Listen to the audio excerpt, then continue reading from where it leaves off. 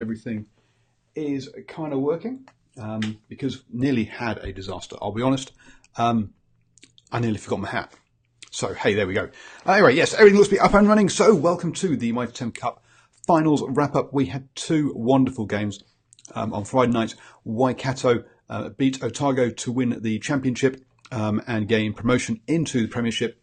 And then we followed that up with a modern classic. I mean, we have already. So, Auckland beat Canterbury in the Premiership final over 100 minutes. Yes, we had the 80-minute full time as a draw, and then we had the extra time as well. But we'll get into that later.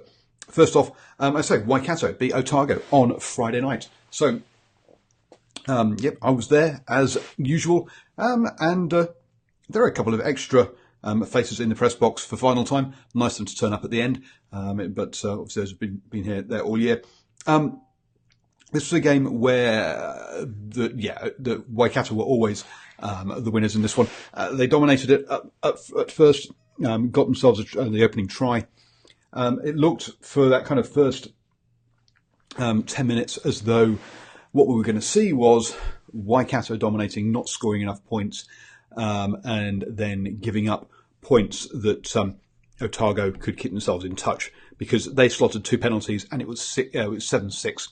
But then after that, Waikato kind of pulled away with a number of good tries to lead 19-6 at half time. There was the potential of a comeback in the second half when we saw Otago get the opening score, but they didn't claim the kickoff that came back, and you know what? That was and Waikato ran it in. So, as you see, we have got some very excited Auckland supporters. There's Arthur in there. I should have perhaps got him on the show this evening, but hey, he is very excited about that. So, so Ty Campbell then collected the restart when Otago just got it totally wrong and let it go over their heads. He caught it and ran in basically untouched to score a try. And at that point, that then sort of took the score out to 26-13 after 46 minutes. And you were kind of like, well, yep, that was kind of the story of Otago's night. It looked like they kind of got themselves into it, then they didn't. And Waikato basically scored all the points from there to finish 36-13. Kind of comfortable. At the end, unsurprisingly, Reese got over for a try, or for a couple actually, in this one. Fletcher Smith did miss a couple of penalties, but had a good, missed one conversion, but had a good day with the boot as well. And really, this was a battle between him and Ione, two players who were down at the Highlanders in Super Rugby last year, and he came out well on top. Ione really didn't, was put under pressure and had a bit of a poor day. So let's have a quick listen to Matt Fadders first up after this game. So Matt, it's our third time having a chat this season. The first two after some good wins for you, but it wasn't to be tonight though. Yeah, it wasn't our night. I mean, Waikato were outstanding, I thought. They really took the opportunities, especially in that first half, and played an exceptional footy, and we just weren't good enough, especially in the backs. We made too many mistakes. I thought we defended really, really well, but it was just too many slips and one-off tackle, and I mean, they really capitalised on the line breaks. Yeah, they did. They were getting the good line breaks, but it looked in that first quarter when you slotted over two penalties at 7-6, it was like, oh, maybe here's an opportunity of kind of those intercepts and those sneaking backs while having to be under pressure, but it didn't turn out that way in the end. Yeah, 100%. I thought we stayed in the game really well for that first 50 minutes, really, especially after half time. We were first to score, and they really tightened things up. And I mean, they scored straight after that, which wasn't overly ideal. And then they got a bit of a roll on and kept playing some exceptional footy. So I mean, well done to them. They deserve the victory, and I mean, it's just a shame that we couldn't put out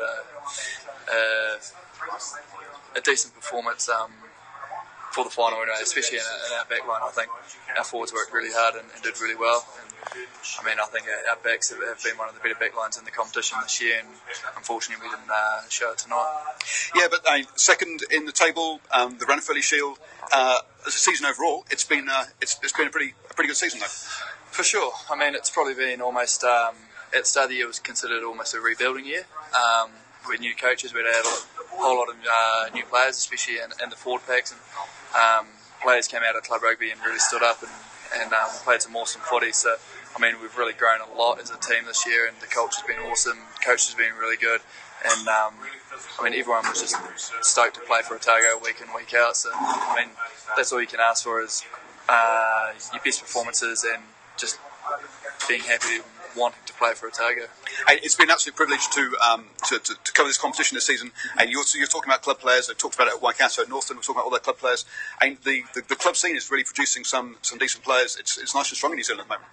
Definitely. I mean, you look at the Waikato team as well, and there's probably not a hell of a lot of superstars that have played heaps of Super Rugby, and so I mean they've had a great year. I mean, they had a slow start, and ever since I think it was the fourth game in, they really turned it on against Wellington and have taken the season by the balls really, and played some exceptional footy. But thanks for your time. Enjoy the season off. Heading off to an island or the Gold Coast. What's your holiday plans? Probably go bush and go hunting. I think that's the plans. Oh, fantastic. Good luck with hunting, and catch you next season. Appreciate it. Thank you. Thank you. Cheers, mate. Cheers. Thank you. So there you go. I was thought that they might be talking about his about the packs. There were a few when they did get into Waikato territory. There were a few missed lineouts and things like that. But so yeah, talking to Archman after the game, that pressure on Iwari was the key thing, and that the backline just didn't manage to fire. And if you take out the guy who's pulling the strings, the fly half, it's very difficult for that for that to happen. Anyway, we had a chat also with the head coach of gone blank of Otago. So here, listen to Ben. So, hi Ben. The final obviously didn't go the way that you kind of wanted, but second in the table, you've made the final, you've got the Ranfurly Shield. Overall, the season has been a bit of a success.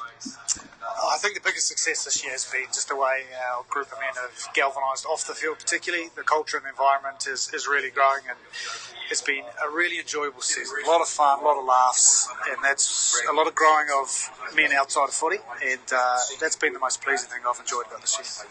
I'm hearing that from quite a few of the coaches, that they're a bit sad it's coming to an end. We heard something similar from up in Auckland as well.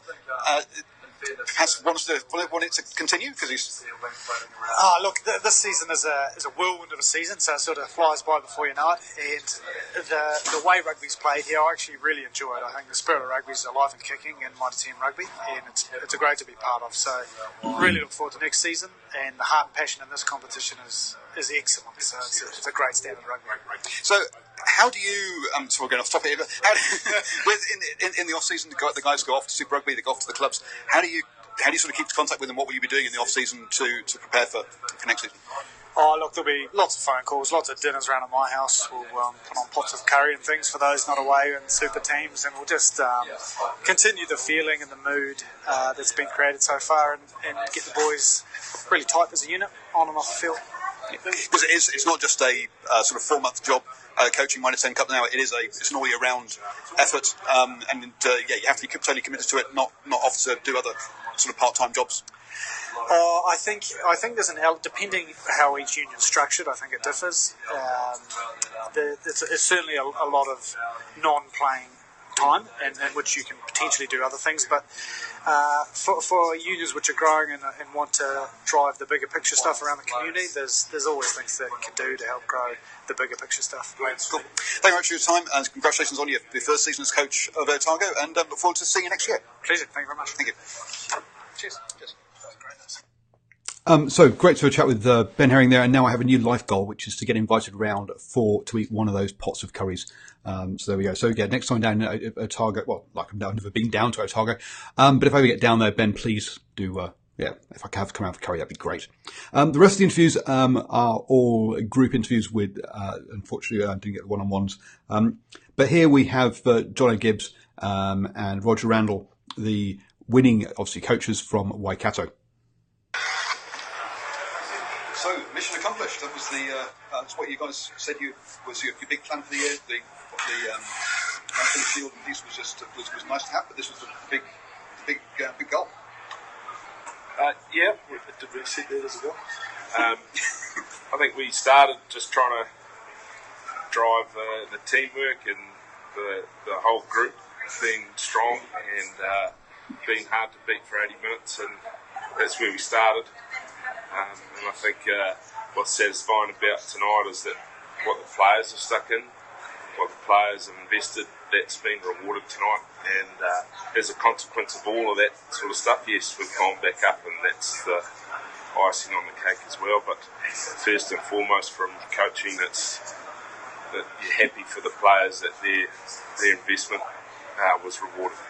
And had a quick chat with them on Wednesday, and the word revenge came up, and they gained that tonight after obviously the only final loss of the season.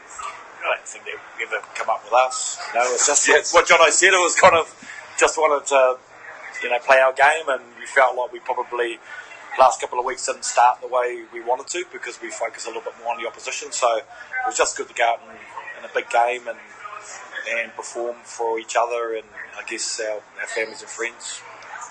John was a coach. You came back here and Whitey and Rog put together a side.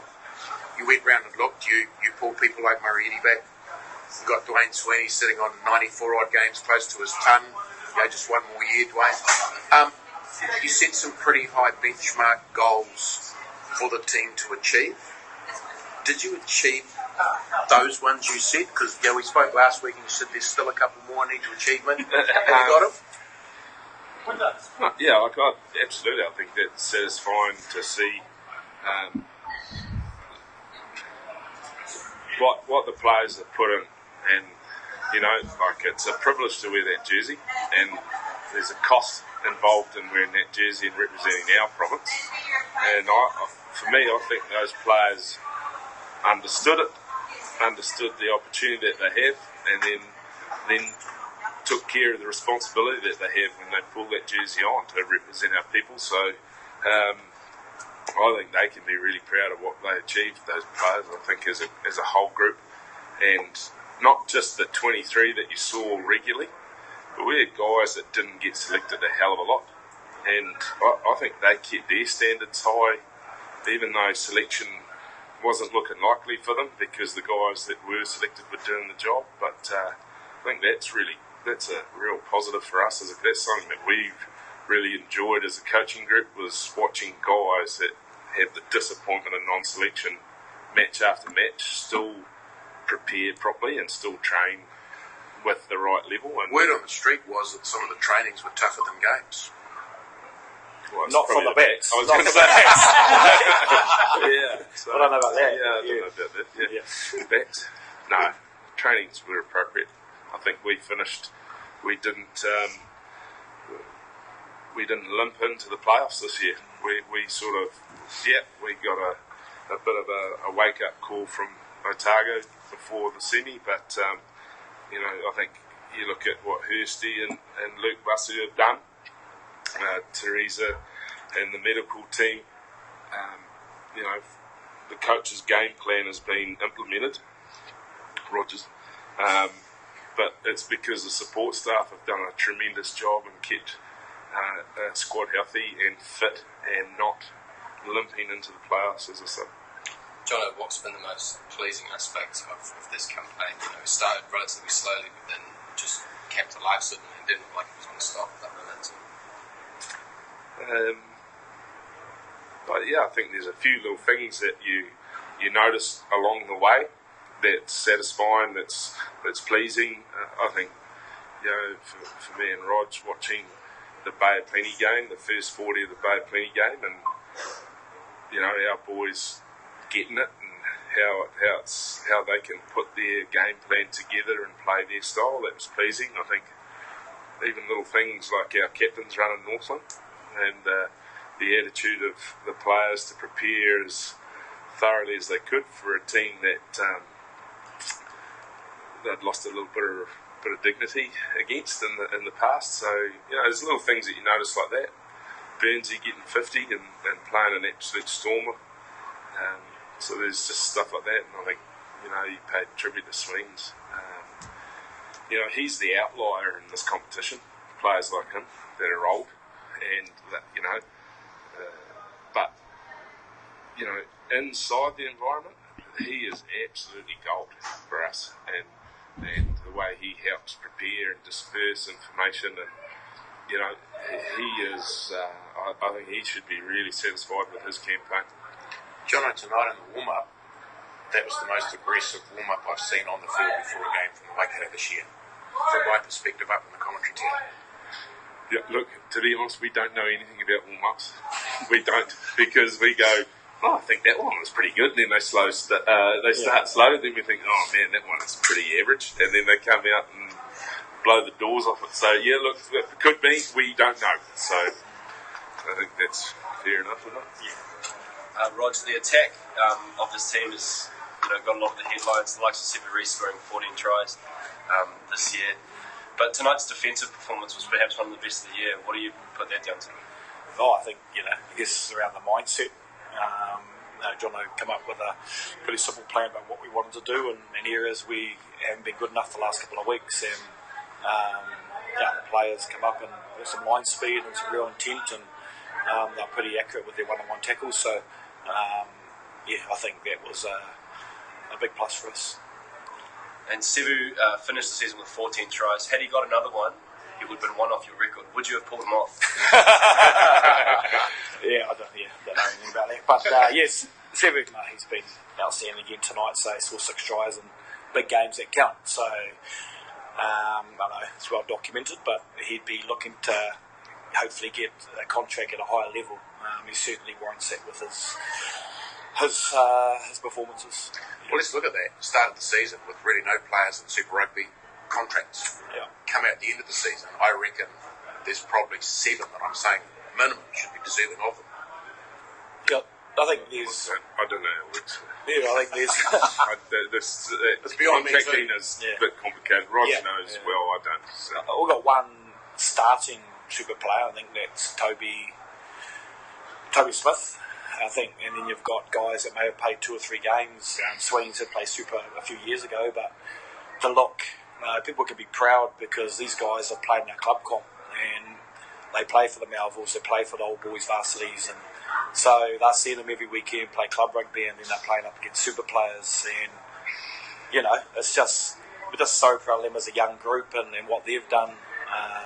Jono's come back with some real simple philosophies and really simplify what rugby is to us and what it means to be a Waikato rugby man. So, a lot of that stuff is enduring, irrespective of who's here next year.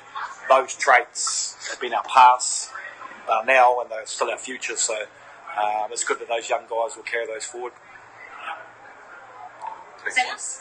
Thanks. So there you go. Interesting there, actually, a few points, obviously, from both sets of coaches, is talking about the players, and how they've grown. That's a big thing for them, which is good. What was also, was interesting from Jono there saying that basically the first half of the, Bay of Plenty game was a big one for them. And now that Bay of Plenty game, I was going to bring it up to remind myself where it fell. So, one of the things mentioned there was that, basically Waikato lost their first 3 games, and they then went on to win 3 games against Waikato, Taranaki, obviously to win the Shield, and Hawke's Bay before they played Bay of Plenty. So we're talking about the 7th game of the season before they're talking about, we put together a full half and the players got it, which is kind of interesting. That's coming towards the end.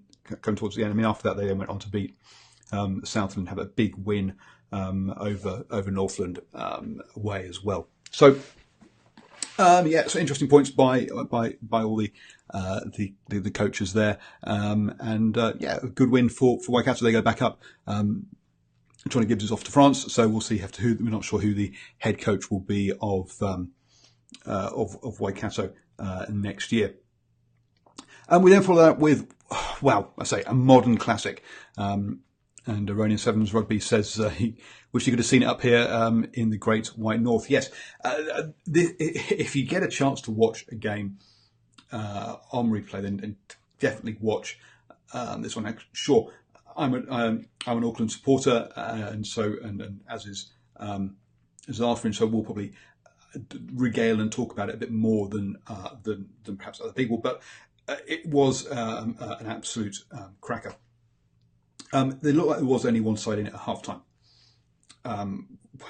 Canterbury had all the possession, all the territory. Actually, one little point from the previous game was that when we were talking about the defence there, Waikato didn't let Otago in their 22 in the first half. It was amazing performance from that point of view. We look at the Auckland Canterbury game.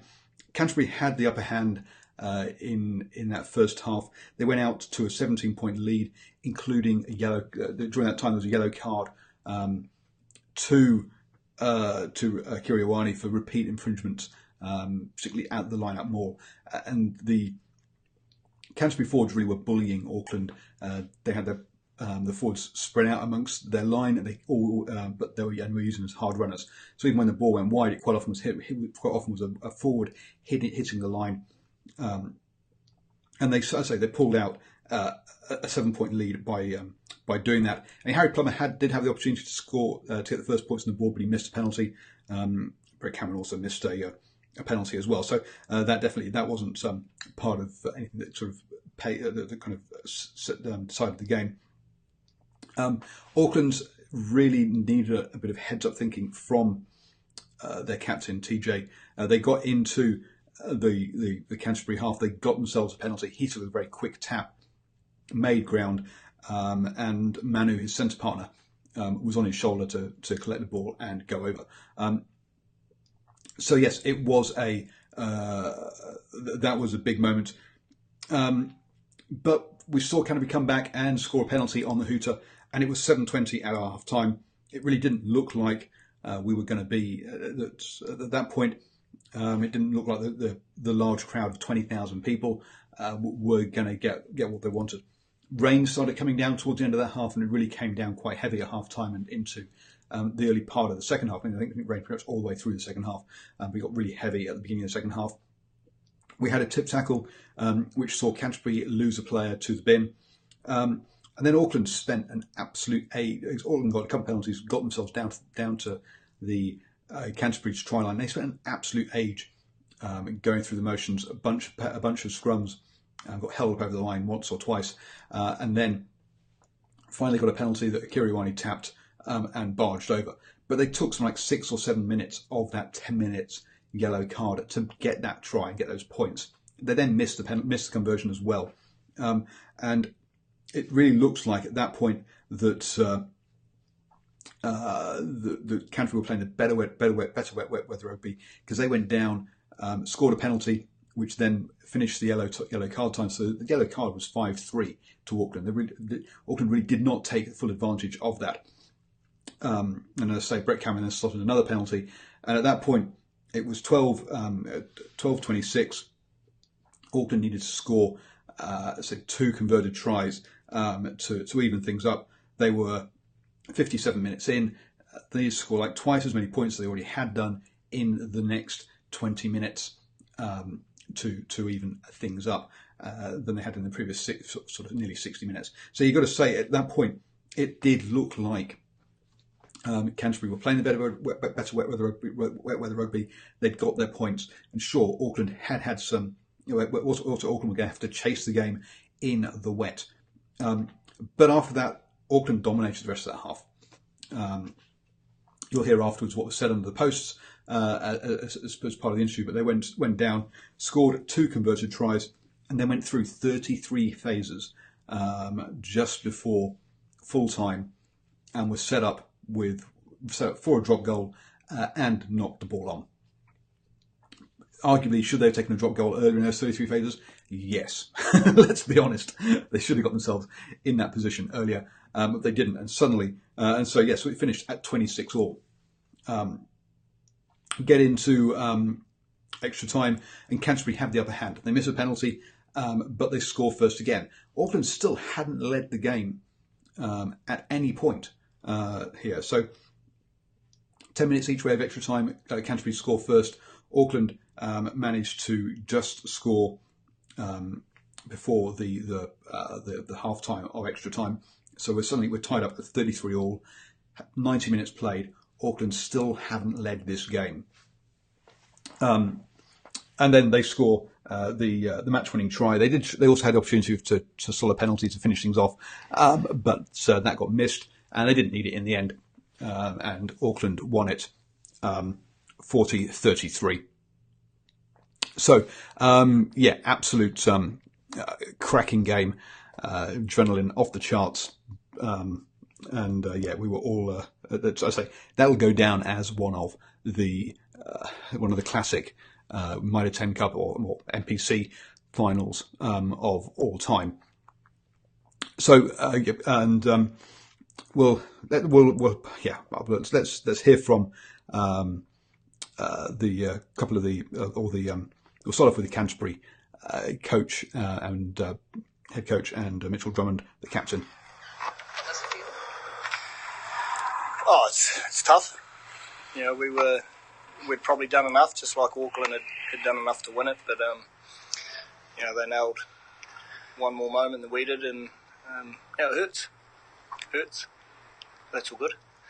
We'll get over it and we'll move on and come back stronger next year. What could you have changed?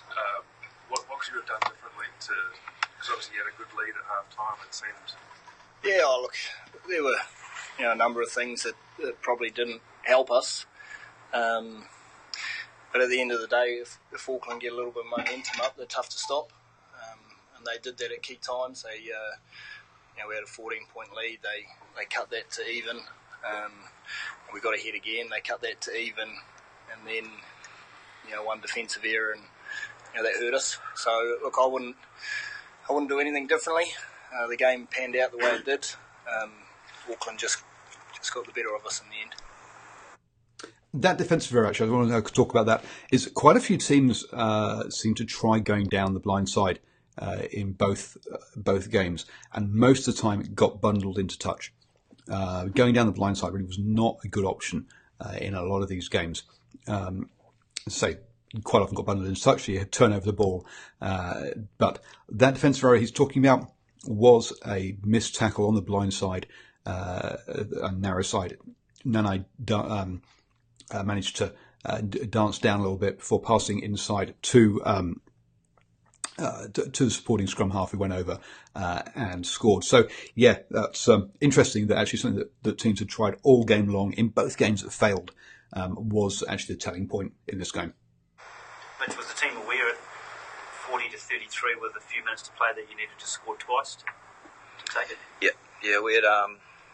So, point there, if it finished evens at the end of extra time, then Auckland were going to be the winners. We'd gone through a lot of what-ifs during the week, and that was one of them. So we knew that once it went to extra time, that we had to be ahead at the end of that. So we were aware of it, yeah. Mitch, could you feel the momentum sort of shift just after half-time? Yeah, I think we had a lot of momentum going into half-time. Like Joe said, we're in a really good place. Probably just struggled to get out of our own end effectively, and then got some pretty lethal boys that once they get in our 22, they're tough to stop, and I think they proved that tonight. How can you, I know it's tough, just lost a bit. How can you sort of reflect on the season? Oh, look, I'm really proud. I'm a proud Cantabrian, born and bred there, and between myself and the coaching team, we put a group of guys together that half of them didn't know each other. So I'm really proud of the way the boys have connected and they've come together, and they've performed well. They were good enough to win a final. They just didn't get the right result on the scoreboard. So I couldn't be prouder. But but obviously fantastic crowd today. Shows that Mitre10 Cup is in rude health, and a wonderful exhibition that you guys put on today. Yeah, it was great to see Eden Park with some fans in there, and they certainly added to the occasion. And, they were pretty vocal and cheering on both teams. And, it was great to see some red and black in there as well. So a great occasion. MPC Mitre10 is still a special part of New Zealand rugby, and hopefully we can go from strength to strength and we get some crowd numbers up, and we keep giving young players an opportunity to show what they can do. Talking to the Otago coach last night, he's going to be having curry nights to keep all his club players together during the off-season. Any special tricks to keep all your club players involved as they go off to different places? I'm going to probably tell them to go away and have a break. We've got a fair few that have had a big super, big year with super as well. So I think it's important that they get away from rugby, they switch off, have a bit of a breather and relax, so that when they get into their next bit of rugby that they feel refreshed and good to go. All right, thinking that at the end of the game you had 2 players off with HIA. You only have 1 player come back off. Yeah, look, there was potentially a little bit of a mix-up with the laws here. We had a front rower that needed to go off for an HIA, and because the scrums were uncontested, there was a bit of a mix-up, so we couldn't replace him as quick as we wanted to, but it didn't have a bearing on the outcome. Is it good for rugby that Auckland is back to be strong, in your opinion? I think it's good for rugby that the whole country is strong, and we need not just Auckland to continue to be strong, but obviously we've got to bounce back from this, recover and go again, but we need the rest of the country to keep working hard. Like I say, provincial rugby's a pretty special thing, and we need to keep it going, keep it moving forward. So, on the plane tomorrow for your next assignment? Yeah. Quick. But, to be honest, mate, win or lose, I'm really looking forward to connecting with our boys next door. It's obviously a tough pill to swallow, but mate, there's no other group I'd rather be a part of, and we'll move on to that in the morning. But obviously, it's not the result we wanted, but we're still going to stick together. It's what Canterbury men do. Is that us, guys? Thanks. Awesome. Thanks, guys. Cheers, guys. So yes, that was the Canterbury guys. Obviously, again, a lot of chat about the players and the club players and stuff.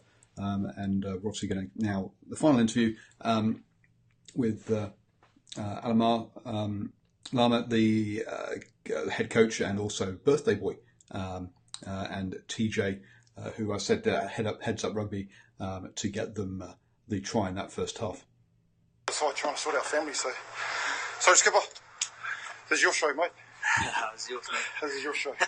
So it looked to me a big turning point was on 59 minutes. They took that lead with the penalty to be 12-26 up. But you guys, after that, you came out and really dominated after that. So what was said under the posts? What was the score? 12-26. 12-26. To them. Just as they slot the last penalty, and it's your comeback started straight after that score. No, it was just putting them down. We knew they were going to kick it back to us. We just had to play because we felt like we went into our shells a bit in the first half. We just needed to play. That's it. That was the message. TJ, what was the message? 80 minutes, then 90 minutes, and I suppose 100 minutes once you won it. Same thing. Just don't go into your shells. We got here for a reason, and that's what I'm playing. How deep did you have to dig to get through? Yeah, we had to dig deep. Credit to Canterbury. They're a quality team, championship team, and they took us pretty deep. Proud of the effort, proud of the belief, most importantly. And I'm just... TJ, why didn't you drop in the last few minutes of the time?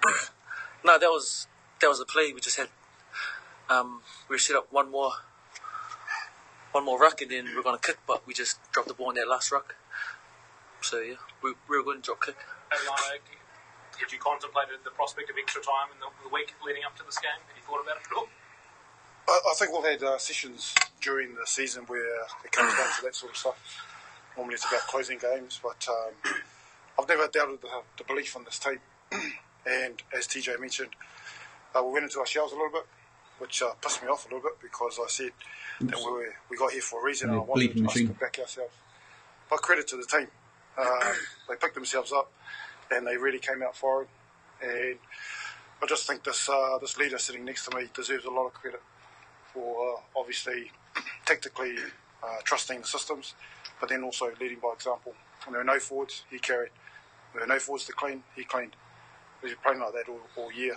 And there were some key forwards also, leadership-wise, that helped us get the result. Can you talk about the moments? I thought it was looking back at the turning point, 20-ish down, and TJ takes the quick tap, finds Tamua, quick ball, and you score, and you almost make the contest that point. Yeah, and I suppose that was the only moment in the first half where we actually showed what we could do. And we were struggling for possession, we were rushing things, we were getting isolated, they were beating us to the punch pretty much every facet of the play in that first 20-25 minutes. But it took a captain to stand up and show the way, and I suppose that's what captains do. And it was just enough to actually get us in the game, momentum-wise as well, just for the scoreboard. Were you proud of what the bench did, particularly towards the end of regulation, and then it looks as though you guys actually finished stronger of the two teams at the end of the second period of extra time. So the guys like Mike Sosini, Taleni Siu, Caleb Clark, these guys offered real impact for you. And they've been doing it all year for us. We have a real self-belief in the squad system, not only just the squad here, the 23, but we've got up to 40 players that rotate through. Everyone vies for a spot. And from the Bees, from the Colts, getting that competition is really important. But yeah, in terms of today, there's one player that deserves a mention, and I do feel for him. Daniel Kirkpatrick didn't get an opportunity to get on. It's just the way the game went. But he's been a stalwart, and he's been a very good leader for us strategically. And it's a pity he didn't get on, but we'll make sure we celebrate with him today. How much did you make the players aware of that at extra time that if the scores were level, you win, you didn't need to? Well, I think TJ touched on it a little bit. I knew if we didn't play any rugby in our own half, that the occasion would actually look after itself. And tactically, you've got to make sure that was right. And basically, less rucks, just get down there, back our D. We've been backing our D all year, and the mistake will come. And not only that, once we had the ball, because there was urgency now and beating them to the punch, the whole momentum actually just flowed our way. I'm very proud of the boys. When the reserves came on, Leon Fukafuka controlling the tempo of the game, his passes when players are tired. Very important that we get that part right. But as I said, those players have done that all season. There's a lot of young players on the bench as well, and I hope they remember and learn from this moving forward. TJ, last year you were a point away from relegation. You've seen some tough times with Auckland, so what is it like to be in one of the really good times? Yeah, and that's just part of the journey. Last year obviously we struggled a bit, but each year is a new year, and each year presents different challenges. I'm just proud of credit to Alama and his coaching staff for setting the tone early on throughout the season, for creating that culture. Hard yakka, hard work, and that's what it took this year to reach this goal. Because we always have the talent. There will always be talent in Auckland, but it's about working that talent. And this year we focus on hard yakka, which is working hard, doing the dirty work and not getting credit for it. And that's our 6-pack, that's our 4-pack, especially our type 5 who's stood up today. Yeah, they claimed you a series of penalties, especially in that second half. At the breakdown, so yeah, your type 5 delivered for you today. Yeah, 100%. And our scrum, credit to our scrum coach. We were packed down there in their half in the second half the start, and we just got it. We came out with points. So we just backed our scrum, backed our set piece, and we backed it all year. You wanted to bring respect back to Auckland. I think you'll agree you probably did that. It was a hell of a way to do it. Yeah, and I think we just got to be careful that, actually, I suppose, we've been talking about respect for the last 2 weeks. And for me personally, getting this team to become, top of the table with 2 weeks to go, to me that was a respectful getting there. But these last 2 weeks in terms of the semi-finals and the finals, for a team that hasn't played finals rugby for a long time, I was just immensely proud of how they've grown as men. Tactically, I'm very proud of how they've controlled games and how they've actually fought their way back. There's a lot of teams that probably would have broke under the pressure that that scoreboard had, and it is Canterbury. But these boys didn't faze them. It didn't faze them, and they came out firing. And to claw your way back and to win an extra time in the way they won, full of energy, and could probably go extra couple more minutes. They gave everything. And for me as a coach, that's all I wanted. Was the boys died for the jersey, and there was a lot of dead bodies there right at the end. So I'm very proud of them. I know it didn't cost anything to get in today, but what was it like to see over 20,000 people there to watch Auckland play the futsal game? Well, it's easy for me. I'm in the box, but probably a question for TJ. But yeah. What did you think? Yeah, probably the opposite from last year. But it was unreal. You could hear them. Every scrum, every good tackle, every counter ruck, you could hear them cheering us on, and the support's been unreal throughout this whole year. But the message from me to my boys is: doesn't matter who's in the crowd or how many people are in the crowd. The people we play for is each other, people in their change room, and our families, and we play like that today. But the crowd's unreal. TJ, so you stepped into the role of captain this season. I know you've captained the side before, but how much do you feel you've grown as a leader, especially towards the sort of second half of the season? Obviously, with Paddy being away and Blake being injured, for me it was just about doing my job and doing it again and again and being consistent with it. I had a lot of help from my leaders, from my teammates. Akira does what Akira does. Sam Prattley, leading the scrums, and I get all the credit, but the credit goes to my teammates and especially my forward pack. They were unreal this whole year, and we just topped it off today. Still the humble leader, eh? Team humble. Do you have anything particular to celebrate? Any particular party or something that you're going to organise? Yeah, I don't know how many there'll be, but we'll do it as we've done all year. We celebrate success, and obviously this is a big success for us. And we'll enjoy our time. Obviously, we've got to pay credit to Canterbury, and so we'll do what we do all the time: present well and celebrate, and then obviously enjoy the summer. And I'm just immensely proud of these boys and watching them grow. To me, that's my currency of happiness anyway. Alama, what is the job now going forward into next season in which to make sure that actually the team stay together, be humble and thinking that it's not just a rival, but actually this is a point of beginning or maybe few victories from the future? What do you need to do? Well, I think I've done enough at the moment to realise what it takes to come and play for Auckland. If you want to come to Auckland, you're from Auckland, you're more than welcome to come along. Put your name in the equation and do the hard yakka and make sure they represent the jersey. At the end of the day, that's all that we can do. And I've got no doubt, probably questions for the players when they leave. What does it mean to play for Auckland? So there is very clear expectations, black and white. If you want to come and bleed for this jersey, you've got to make sure you fit in properly. But I'm just immensely proud of what we've done to date. It's a starting block for us in the future. It's a pity we're obviously we're finishing up, but how can we sustain this? What do we do? What do we do with our non-professional players? What do we do with the club scene? What do we do with our competitions? What do we do in the meantime while all these fellas getting high-paid jobs and all that, eh? We'll wait for them to come back in July and August. Thank you. Thanks very much. Oh.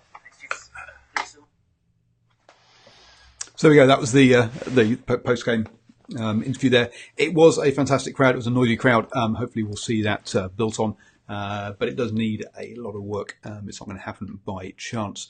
Fantastic final that'll live long in the memory. I've been to 19 games over the 11 rounds of rugby, visited 8 of the 14 different franchises. It's been an absolute blast. I really enjoyed it. But it does come at a cost, folks. I haven't even covered my petrol. So if you'd like to become a Patreon and support the channel, then please do. Link down below on YouTube. Otherwise, it's in the title on both Twitter and Facebook. And you can become a Patreon for as little as $1 a month to help out with all of these costs. If you say, Paul, look, $1's nothing. I've got 20,000 followers on Twitter. $1 from each. That's something. So don't worry. Every dollar does count, and it is all very much appreciated. So thank you very much. It's come to the end of the Mitre10 Cup, but we still have the November Internationals coming up, so we'll be talking about all of those. Obviously, the Viva Premiership, Pro 14, Top 14, and all the European competitions are all underway. So predictions for all of those will be coming out on the DrivingMaul Rugby Predictions channel, so you can go search that one out as well. Subscribe up there to this channel, down there for all of the predictions, and over here and here are 2 videos that I'm sure you will absolutely adore. Oh, sorry, that's all for YouTube on the recording. Thanks.